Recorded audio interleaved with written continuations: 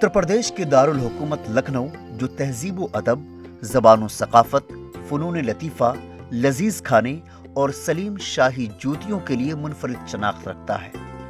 मौजूदा दौर में जब मगरबी तहजीब व तमद्दुन का बोलबाला हर शहर में है, इस दौर में भी लखनऊ की तहजीब व अदब में कदीम रिवायतों की पासदारी की जा रही है। ये हैं लखनऊ के अशफाक अहमद, जो गुज़श्ता 45 बरसों से नवाबी दौर की चांदी की खुशनुमा असली मोती व जवाहरात से जुड़े हुए जूती, चप्पल और सैंडल बनाने में महारत हासिल है। उनकी तैयार करदा चांदी की जूतियां पहनकर न जाने कितनी खवातीन चंद लम्हों में नवाबजादी बन चुकी हैं। 19वीं सदी के आखिर में नवाबेन अवध, वज़रा व रुआसा के यहाँ हीरे जवाहरात से जुड़े हुए चांदी की जूतियां पहनने का रिवाज आम हो गया था। यही वजह है कि यहाँ के कदरदा नवाबों ने माहिर व मशाक सुनार को लखनऊ में आबाद किया, जिनकी नक्काशी व दस्तकारी ने दुनिया भर में अपना लोहा मनवाया। लखनऊ के बने हुए जेवरात बेहतर और खूबसूरत होने की सनद होते हैं। लखनऊ में तारीख़ ये है कि ये आसार कदीमा पुराने ज़माने से, शाही टाइम से चला आ रहा है। शाही टाइम से ये कैसे वाजिद अली शाह और भी जो बादशाह गुज़रे हैं वो, और उसके बाद नवाबीनों के बाद रईस लोग, दर्जा बदर्जा चला आ रहा है। आज भी वो शौक़ लखनऊ में ज़िंदा है और रईस लोग, हैसियतदार लोग उसको पहनते हैं।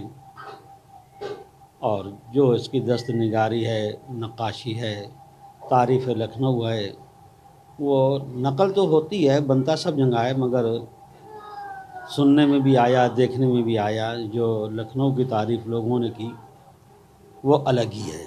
ये कि पहनते हैं लोग, शौक़ करते हैं और एक अलग महफिल के अंदर दिखाई पड़ते हैं, ये खासियत है। मोहम्मद इसहाक कहते हैं कि बचपन ही में उन्होंने अपने वालिद और भाइयों से जूती बनाने का हुनर सीखा था और उसी काम से वो वाबस्ता हो गए। दादा भी चांदी का काम करते थे, मेरे वालिद भी करते थे, हम 9 भाई सब लोग करते थे। कुछ भाई हमारे मर गए, कुछ मौजूद हैं, तो उन लोगों ने काम छोड़ दिया, हमसे बड़े भाई, और हमने वालिद से और अपने भाई से काम सीखा। हम किसी के बाहर, घर के बाहर शागिर्दी नहीं करी हमने घर के अंदर अपने वालिद से ही काम सीखा और भाई से काम सीखा।